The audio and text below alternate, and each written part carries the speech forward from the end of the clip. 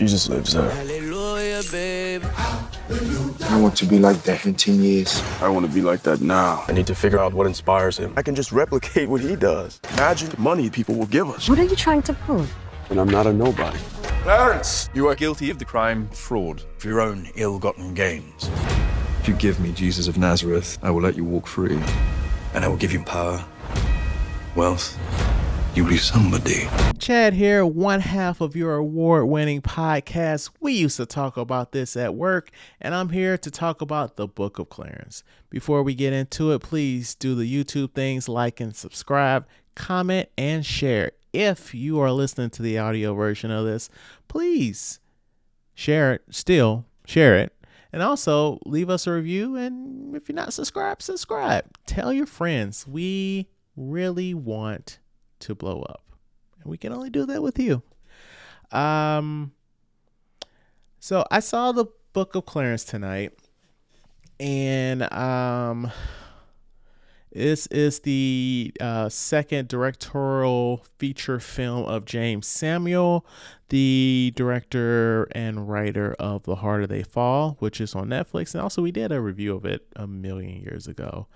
It's a Western with a predominantly black cast, and it's, to evoke, classic Westerns like of, Clint Eastwood or John Wayne. So on the flip side, we have the Book of Clarence, which kind of channels like Ben-Hur, Samson and Delilah, the Ten Commandments, like classic, epic, biblical films. So like the 50s and the 60s, where they just went all out. And honestly, for the most part, like before I even get into the plot or anything, like the costumes and the sets look great, very authentic. I really felt immersed in the world. So essentially, the Book of Clarence is about Clarence. He lives in Jerusalem during the time of like Jesus, and also like people going around saying that they're Messiah and stuff. And they're kind of occupied by the Romans, and like there's like clear allegories between modern day policing and people of color in the treatment of the people of Jerusalem by the Romans. But basically Clarence, he owes some very dangerous people some money, and he decides to pretend to be a Messiah, kind of like Jesus, and he's doing fake miracles to get the money. But kind of along the way, he's like, I could actually do good. And, that's kind of where it all falls apart for him.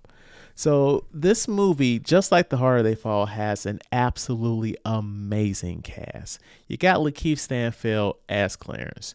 You've got Benedict Cumberbatch, James McAvoy, Tiana Taylor, Omar Sy, RJ Cyler, Caleb McLaughlin from Stranger Things. He looks like such an adult in this movie.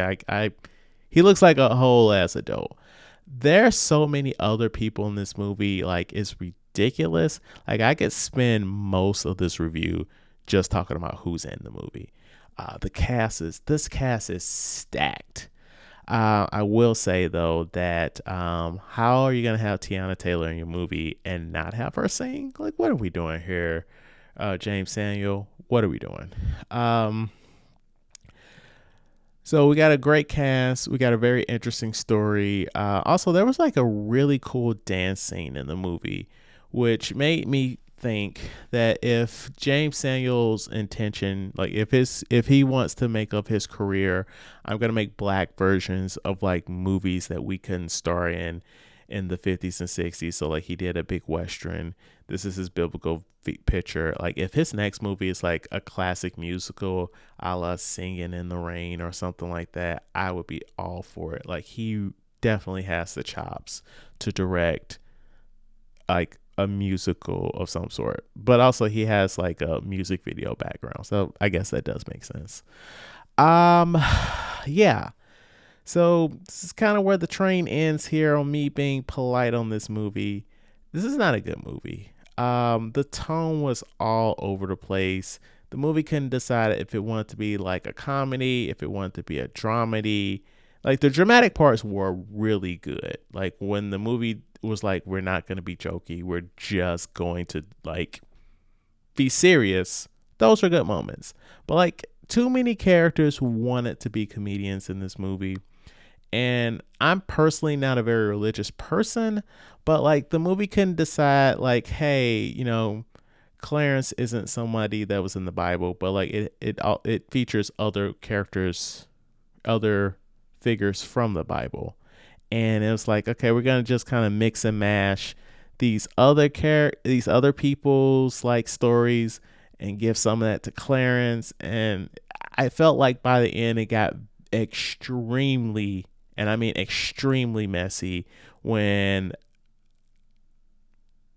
one of the actors that I previously named fully enters the film. It just got very messy in my opinion. This movie was all over the place. It felt like I was in that theater like all night. Like I felt every single minute of this movie. Every single person in this cast was wasted, and I feel like my time was wasted. Like this is the second movie I've seen in 2024, and I'm extremely disappointed. I was really looking forward to this movie. I do not recommend this movie. I wouldn't even say stream it. Like if we still lived in a time where like we had cable and it was on in the background, maybe, but do not waste your time on this movie. I've been Chad. We used to talk about this at work. Please like and subscribe, comment. Why don't you tell me what some of your favorite classic biblical movies are? Like every Easter, I absolutely love watching the 10 Commandments.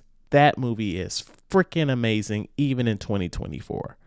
And like I said at the top of the review, if you are listening to the audio only version, please review it on whatever platform you're on. Please subscribe. Please share this with other people. Let's build this whole thing up. You have a good one.